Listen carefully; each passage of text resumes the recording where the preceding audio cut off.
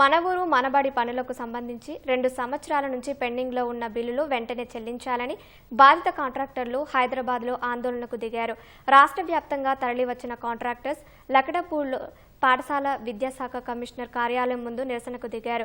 గత ప్రభుత్వ హయాంలో మన ఊరు మనబడి పథకం కింద పలు రకాల అభివృద్ధి పనులు చేసినట్లు వివరించారు. అప్పులు చేసి అభివృద్ధి పనులు చేపట్టామన్నారు. 2 సంవత్సరాల నుంచి బిల్లులు ఇవ్వకపోవడంతో ఆర్థిక భారంతో ఆత్మహత్యలు చేసుకుంటున్నారని ఆందోళన వ్యక్తం చేశారు. ముఖ్యమంత్రి రేవంత్ రెడ్డి జోక్యం చేసుకుని నిలిచిపోయిన బిల్లులను వెంటనే విడుదల చేయాలని వేడుకున్నారు. ప్రభుత్వం కలెక్టర్ గారు ఇలా మాకు ఒత్తిడి తీసుకొచ్చి స్పెషల్ ఆఫీసర్ పెట్టి పనులు చేయించడం జరిగింది. తరుణంలో వాళ్ళే ఎఫ్యూలు ఇచ్చి ఇప్పటి వరకు వాళ్ళ డబ్బులు వస్తలేవని మేము 2 సార్లు కలెక్టర్ గారికి మెమోరాండం ఇవ్వడం జరిగింది. కానీ స్పందన లేకుండా మేము ఇక్కడ కమిషనర్ గారికి ఇక్కడ ఒక 4 సార్లు ఇవ్వడం జరిగింది.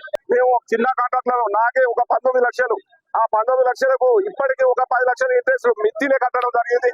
ఇవాళ మాకు అప్పుల బాధకు 2-3 ఎకరాల భూములు అమ్మినాం. ఇప్పుడు ఏం చేయలేని పరిస్థితిలో మా భార్య పిల్లలు మేము రోడ్డు మీద పడ్డాం. కాబట్టి దయచేసి ముఖ్యమంత్రి గారు చేతులెచ్చి దండం పెడుతున్నాం.